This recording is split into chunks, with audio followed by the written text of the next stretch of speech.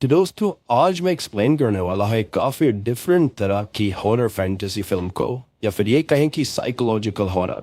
और इस मूवी का नाम है ग्रैंड्स या फिर बॉर्डर।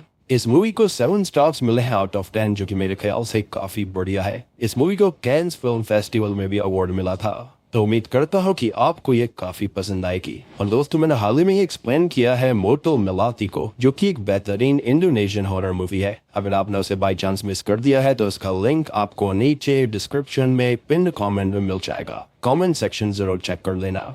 और हाँ, आप कमेंट सेक्शन के अंदर ये जरूर बताना कि आपने आज तक सबसे भयानक हॉरर मूवी या फिर सीरीज कौन सी देखी है, और जो भी सबसे बढ़िया होगी, सबसे ज्यादा लाइक्स जिस कमेंट को आएंगे उस वीडियो पे एक्सप्लेन किया जाएगा, मूवी पे एक्सप्लेन किया जाएगा, और उस सब्सक्राइबर का भी नाम यहाँ पर मेंशन होगा, तो जरूर बताना। तो चलिए अब बिना किसी देरी के चलते हैं सीधा वीडियो की तरफ।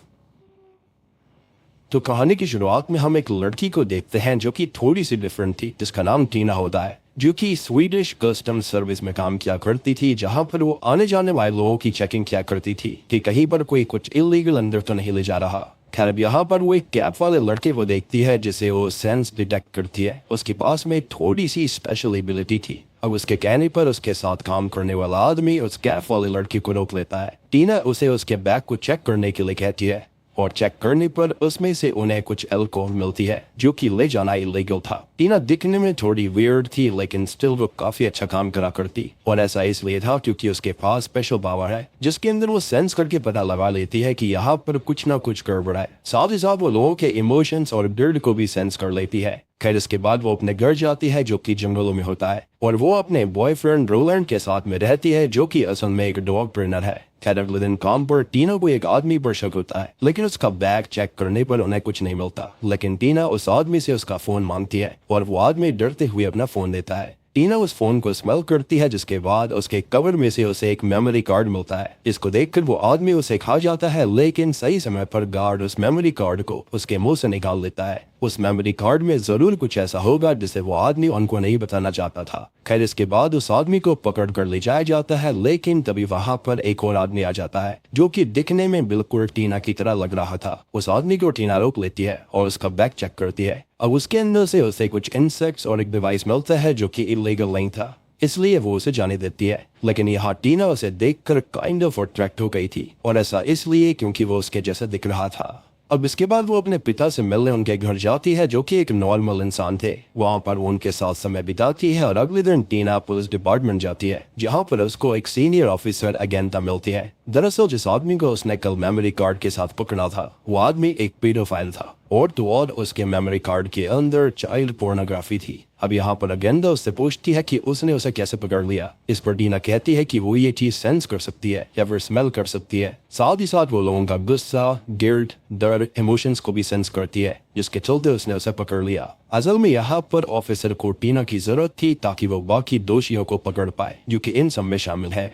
बेसिकली यहाँ पर ये बच्चों के साथ न गलत कर रहे थे, उनको ही पेडोफाइल कहते हैं। फिर इसके बाद वो घर जाने लगती है, जहाँ पर उसे एस्तर का हस्बैंड मिलता है। एस्तर टीना की अच्छी जान पहचान वाली थी। खैर यहाँ पर एस्तर की हालत काफी खराब थी, क्योंकि वो प्रेग्नेंट थी और उसके डिलीवरी का समय आने वाला था। इसलिए टीना जल्दी से उन दोनों को हॉस्पिटल पहुंचा देती है। यानी कि वो दिखने में थोड़ी अलग थी, लेकिन दिल की काफी अच्छी थी। जिसके बाद वो अपने घर जाती है, जहाँ पर उसे रोलैंड के अलावा किसी और लड़की की आवाज आ रही थी। उसे समझ में आ जाता है कि रोलैंड उस पर चीट कर रहा है, और इसलिए वो वहां से चली जाती है और एक रिवर में जाकर नहाने लगती है। फिर अब सीन चेंज होता है, जहाँ पर हम टीना को उसकी जॉब पर देख पाते हैं, जहाँ पर वही आदमी जो भी टीना जैसा दिख रहा था वो फिर से आता है, जिसका नाम वोर होता है। जिस पर टीना को दोबारा से शक होता है और वो उसको रोक लेती है। यहाँ पर अब उसका बैग चेक किया जाता है, लेकिन उसके अंदर कुछ नहीं था, इसलिए टीना गार्ड को उसे अंदर ले जाकर अच्छे से चेक करने के लिए कहती है। जहाँ पर गार्ड ऐसा ही करता है, वो उसके सारे कपड़े निकलवा कर उसे चेक करता है, लेकिन गार्ड को कुछ नहीं मिलता। साथ ही साथ गार्ड टीना को ये बताता है कि उस आदमी के पास में असल में फीमेल ऑर्गन्स है, यानी कि फीमेल जेनिटल्स है। ये सुनकर टीना पूछती है कि क्या उसने कोई ऑपरेशन करवाया था। इस पर गार्ड मना करता है, लेकिन वो एक स्कार का जिक्र करता है जो कि उसकी कमर पर था। टीना ये सुनकर हैरान रह जाती है, क्योंकि सेम ऐसा ही स्कार उसके शरीर पर भी था। इसके बाद टीना वोर से मिलने जाती है, जहाँ पर वो उससे माफी मांगती है, क्योंकि उसने उसे बेफालतू में रोक लिया। अब यहाँ पर वो अपना नाम टीना को बताता है। साथ ही साथ वो टीना से ये भी पूछता है कि वो रहती कहाँ पर है। इस पर टीना उसे उसका एड्रेस बताती है। खैर इसके बाद वो सीधा अपने डैड के घर पर जाती है, जहाँ पर वो उनसे उनके स्कार के बारे में पूछती है कि वो स्कार्स को कैसे आया था। इस पर उसके पिता ये कहते हैं कि जब वो 3 साल की थी तब वो एक नुकीली ऑब्जेक्ट पर गिर गई थी, जिसकी वजह से उसे ये घाव हो गया। टीना उसके पिता से पूछती है कि अगर ऐसा ही है तो उसे इसके बारे में याद क्यों नहीं है। उसके पिता ये कहते हैं कि उसे याद कैसे रहेगा, वो तो खाली 3 साल की बच्ची थी। लेकिन ऑब्वियस ही बात है, टीना को इस जवाब से सेटिस्फेक्शन नहीं मिलती। खैर इसके बाद वो घर आ जाती है, जहाँ पर रोलैंड उसके पास आकर उसके साथ इंटीमेट होने की कोशिश करता है, लेकिन वो उसे इंटीमेट नहीं होने देती। यहाँ पर हमको पता चलता है कि रोलैंड और टीना ने साथ रहकर भी कभी भी फिजिकल रिलेशनशिप नहीं बनाया, जिसका एक सॉलिड रीजन है। खैर अगले दिन टीना शॉपिंग पर जाती है, जहाँ पर वो बाहर वोड को देखती है जो कि कीड़े खा रहा होता है, और वो उसे भी कीड़ा ऑफर करता है। स्टार्टिंग में तो वो मना करती है, लेकिन बाद में वो उसको खा लेती है, उसे अच्छा भी लगता है। अब यहाँ पर वोड के पास स्टे करने के लिए कोई जगह नहीं थी, इसलिए टीना उसे अपने घर ले जाती है, जहाँ पर वोड पर रोलैंड के कुत्ते भौंकने लगते हैं। अब वोड उन कुत्तों के पास जाकर उन्हें अजीब तरह से घूरता है, जिसके बाद वो चुप हो जाते हैं। अब इसके बाद टीना उसे अंदर लेकर जाती है, जहाँ पर वो रोलैंड से मिलता है। खैर इसके बाद टीना उसे रूम दिखाने जाती है, जहाँ पर वो उसके फेस पर एक स्कार देखता है। यहाँ पर वो उसे अपना भी स्कार दिखाता है और उसे उसका स्कार टच करने के लिए कहता है, लेकिन टीना जब उसे टच करने लगती है तब वो टीना को किस करने की कोशिश करता है, लेकिन टीना वहां से चली जाती है। अब रोलैंड टीना से कहता है कि उसे कुछ भी करने से पहले उससे पूछना चाहिए था, वो ऐसे ही किसी को घर में नहीं ला सकती। टीना उसकी बातों पर ज्यादा ध्यान नहीं देती, क्योंकि वो तो वैसे भी उस पर चीट कर रहा था, वो वैसे ही उससे गुस्सा थी।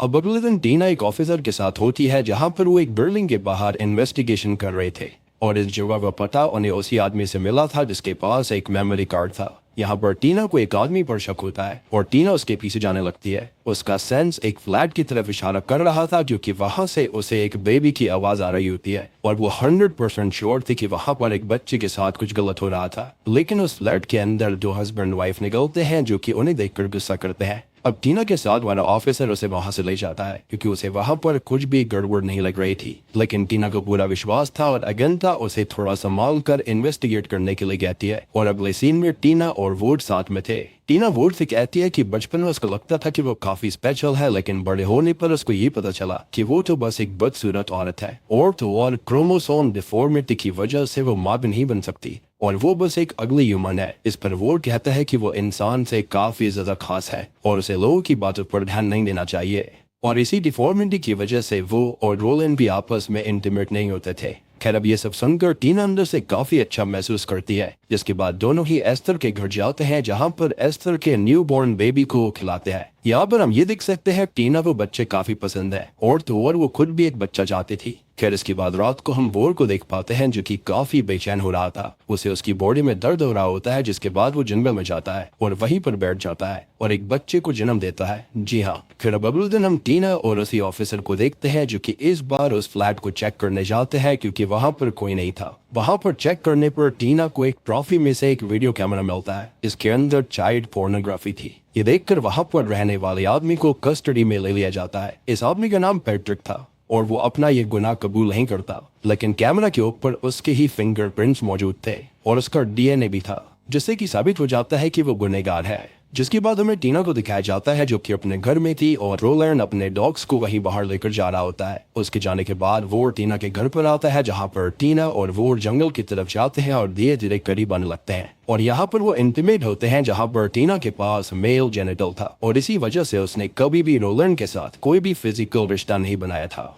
देखा जाए तो यहाँ पर रोलैंड की भी कोई गलती नहीं थी। यहाँ पर बेसिकली किसी की भी गलती नहीं है, क्योंकि दोनों की चीजें काफी ज्यादा डिफरेंट थी। यानी कि टीना यहाँ पर पक्का इंसान तो नहीं है। खैर इंटीमेट होने के बाद टीना वोर से पूछती है कि वो आखिर है क्या। इस पर वोर बताता है कि वो लोग असल में ट्रोल्स हैं, और ये लोग ऐसे क्रोमोसोम चेंजेस की वजह से बनते हैं। टीना पूछती है कि क्या उनके जैसे और भी हैं। इस पर वो कहता है कि हाँ, वो एक छोटे से ग्रुप के बारे में जानता है, जो कि फिनलैंड में रहते हैं, और वो सभी लोग ट्रोल्स हैं। वो ये भी कहता है कि वो उनसे तभी मिल सकते हैं जब वो उन्हें ढूंढेंगे, और वो उन्हें ढूंढना भी चाहता है। इसके बाद वो दोनों घर जाते हैं, जहाँ पर वो दोनों रोलैंड के साथ डिनर करते हैं। अब अगले दिन टीना अपनी जॉब पर जाती है, और वहां से आने के बाद वो फिर से वोर से मिलती है और इंटीमेट होती है। जिसके बाद वो बातें करते हैं, जहाँ पर वो इंसानों के प्रति अपने अंदर भरी हुई नफरत उसके सामने बयान करता है। वो उसको बताता है कि इंसान उनसे डरते हैं और वह डरना भी चाहिए, और तो और ये एंटायर ह्यूमन रेस बेकार और बुरी है, और वो लोग इंसानों से काफी ज्यादा परफेक्ट है। टीना कहती है कि कुछ लोग अच्छे भी होते हैं, जैसे कि उसके पिता,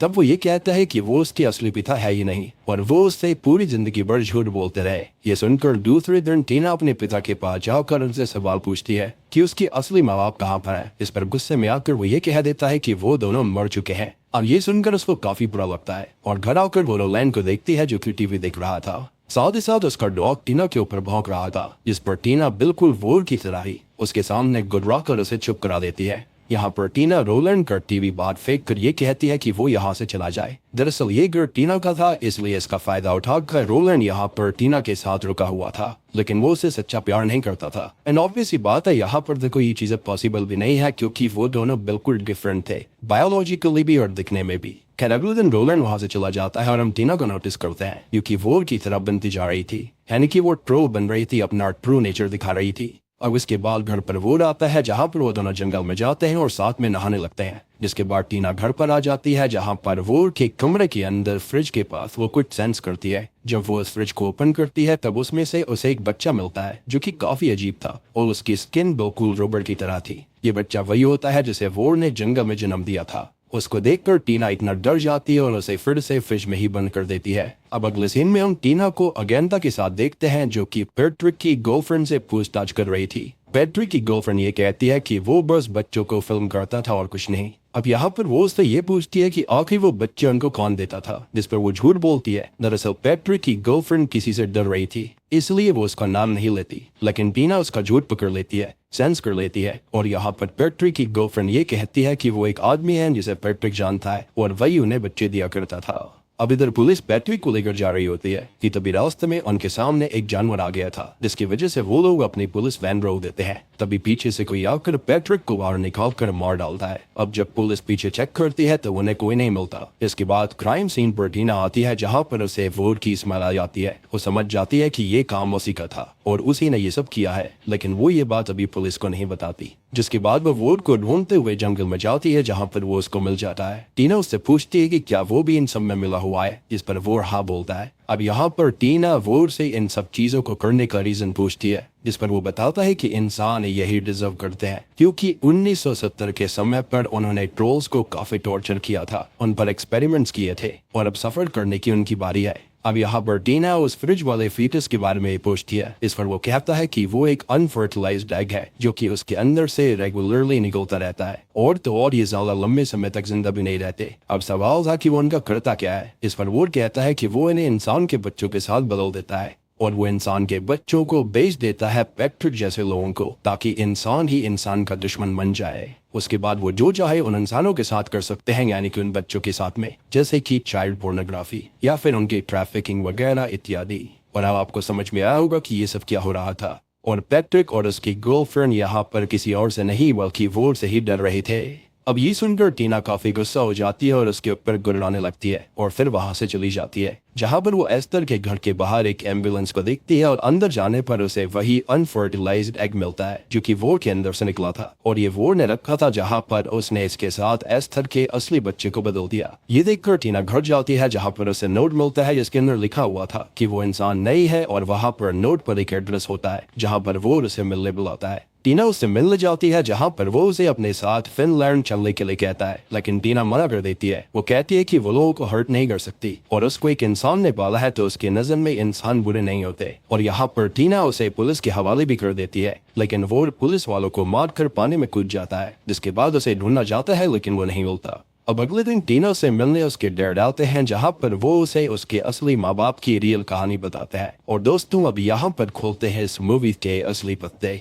बहुत सालों पहले टीना के स्टेप डैड एक साइकियाट्रिस्ट हॉस्पिटल में काम किया करते थे। वहां पर वो केयर टेकर थे और वहां टीना के असली माँ बाप भी थे, लेकिन वो ज्यादा दिन तक जिंदा नहीं रह पाए और एक दिन मारे गए। लेकिन उनकी बेटी जिंदा थी और तब टीना के स्टेप डैड ने उसे पालने के बारे में सोचा क्योंकि उनको एक बच्चा चाहिए था। अब यहाँ पर टीना ये पूछती है कि क्या उसका कोई और नाम था, यानी कि ट्रोल वाला नाम जो कि उसके असली माँ बाप ने रखा हो, जिस पर उसके स्टेप डैड उसे उसका रियल नेम बताते हैं जो कि रीवा था। और यहाँ पर उसका स्टेप डैड ये बताता है कि उसकी असली माँ बाप की लाश वो वही मेन बिल्डिंग के पीछे वाले सिमेट्री में दफना कर आए हैं। और ये सुनकर वो सिमेट्री में जाती है और वहीं पर बैठ जाती है। सीन अब कुछ महीनों के बाद शिफ्ट होता है जहां पर हम टीना को उसके घर पर देखते हैं, जहां पर उसके पास एक पार्सल आता है जिसमें से उसे एक बच्चा मिलता है जो कि सेम उसकी तरह था और टीना उस बच्चे को अपना लेती है। एंड आई बिलीव कि जब वो और टीना इंटीमेट हुए थे ये बच्चा इनका खुद का है और वो इसी के साथ में ये मूवी यहीं पर ख़त्म हो जाती है।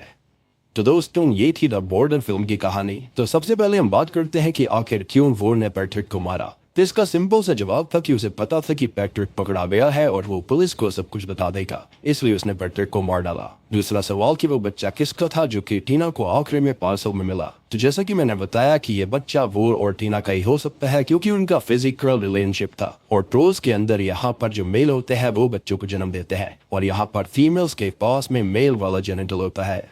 एंड इसका साफ मतलब यही है कि वो अभी भी जिंदा है जो कि फिनलैंड पहुंच चुका है और वो चाहता है कि टीना भी वहां पर आ जाए। एंड आई बिलीव कि एक्सपेरिमेंट्स के बाद में कुछ ट्रोल्स बच गए होंगे जिसके चलते वो फिनलैंड में बस गए थे, यानी कि किसी न किसी जंगल में होंगे क्योंकि वो उनका नेचुरल हैबिटेट है। इनफैक्ट टीना भी काफी खुश थी जब वो जंगलों में रहती थी, वहां पर नदी वगैरह में नहाया करती। लेकिन टीना को इतना पता था कि हाँ इंसान कुछ बुरे होते हैं लेकिन सारे बुरे नहीं होते क्योंकि उसके स्टेप डैड काफी अच्छे थे। तो उम्मीद करता हूँ कि आपको ये डिफरेंट टाइप की हॉरर साइकोलॉजिकल फिल्म पसंद आई होगी। पसंद आई हो तो वीडियो को लाइक कर देना, चैनल के ऊपर नए हैं तो सब्सक्राइब कर लीजिए। तो मैं आप सबको मिलता हूँ अगली वीडियो के साथ में।